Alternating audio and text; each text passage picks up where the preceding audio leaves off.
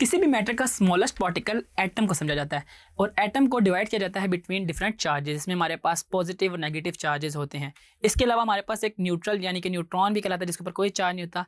लेकिन बताने का मकसद ये है कि atom is composed of positive and negative charges. और अगर हम किसी भी चार्जेस को या किसी भी मटेरियल को या मैटर को प्लेस करते हैं बिटवीन इलेक्ट्रिक फील्ड, तो उसके ऊपर इलेक्ट्रोस्टैटिक इंडक्शन का फिनोमेना होता था।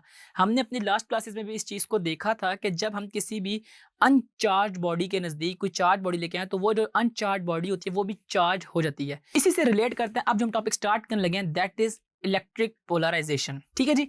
इलेक्ट्रिक पोलराइजेशन से मुराद मेरी ऐसे है कि अगर हम कोई डाइलेक्ट्रिक हो, डाइलेक्ट्रिक से मुराद है मेरी इंसुलेटर, क्योंकि बेसिकली उसके अंदर चार्जेस तो हैं, उसके अंदर फ्री इलेक्ट्रॉन्स की तादाद कम है कंपैरेटिवली अगर हम उसका कंडक्टर से देखें, लेकिन हमारे पास उसके अंदर चार्जेस तो है ना। जब हम उसको प्लेस करते हैं बिटवीन टू पैरेलल प्लेट्स, तो हमारे पास जो पॉजिटिव प्लेट्स है उसकी तरफ सारे के सारे नेगेटिव चार्जेस चले जाते हैं, जबकि नेगेटिव प्लेट्स वाली साइड पे हमारे पास सारे के सारे पॉजिटिव चार्जेस आ जाते हैं और हमारे पास चार्जेस अलाइन हो जाते हैं।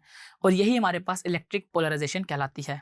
ठीक है जी। यानी कि वो एक डाइपोल बन जाते हैं। डाइपोल यानी उसके दो पोल्स बन जाते हैं, एक प्लस और एक minus pole. The system in which two charges of equal magnitude but of opposite sign separated by distance d are present in termed as dipole. यानी कि इसको हम डाइपोल की फॉर्म में ये प्रेजेंट होते हैं। ठीक है, प्लस और माइनस की फॉर्म में अगर उसको हम प्लेस कर दें एक डिस्टेंस d में और उसके गिर्द जो है इलेक्ट्रिक फील्ड हो। अच्छा, electric dipole moment is represented by P, which is equal to the product of charge Q present in the dipole and the distance d between the two charges of the dipole।